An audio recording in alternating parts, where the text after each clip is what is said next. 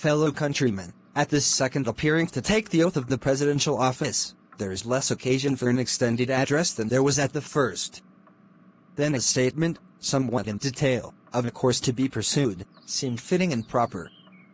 Now, at the expiration of 4 years, during which public declarations have been constantly called forth on every point and phase of the great contest, which still absorbs the attention and engrosses the energies of the nation, little that is new could be presented.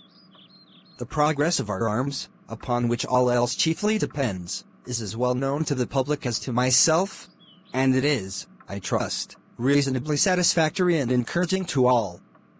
With high hope for the future, no prediction in regard to it is ventured.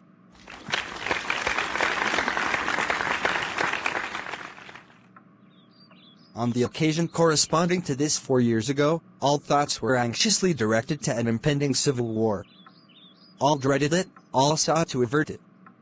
While the inaugural address was being delivered from this place, devoted altogether to saving the Union without war, insurgent agents were in the city seeking to destroy it without war, seeking to dissolve the Union, and divide effects, by negotiation.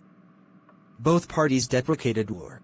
But one of them would make war rather than let the nation survive, and the other would accept war rather than let it perish. And the war came.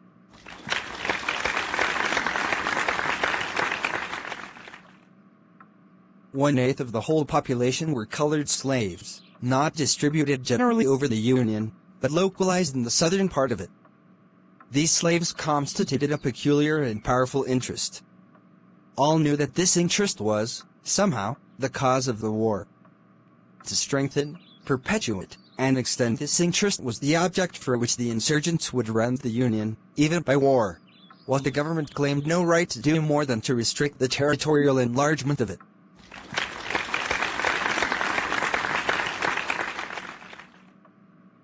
Neither party expected for the war the magnitude or the duration which it has already attained. Neither anticipated that the cause of the conflict might cease with, or even before, the conflict itself should cease. Each looked for an easier triumph, and a result less fundamental and astounding. Both read the same Bible, and pray to the same God, and each invokes his aid against the other. It may seem strange that any men should dare to ask just God's assistance in wringing their bread from the sweat of other men's faces. But let us judge not, that we be not judged. The prayers of both could not be answered, that of neither has been answered fully.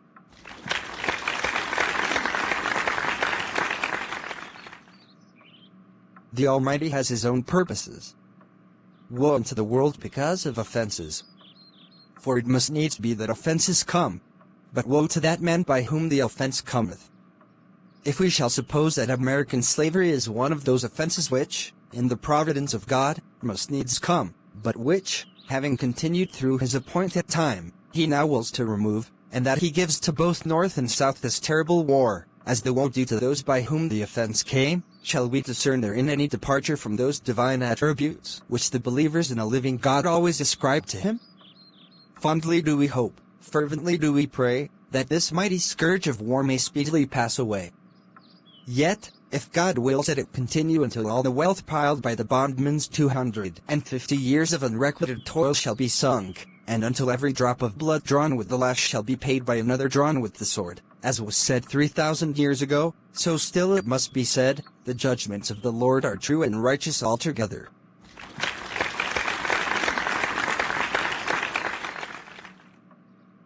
With malice toward none, with charity for all, with firmness in the right, as God gives us to see the right, let us strive on to finish the work we are in, to bind up the nation's wounds, to care for him who shall have borne the battle, and for his widow, and his orphan, to do all which may achieve and cherish a just and lasting peace among ourselves, and with all nations.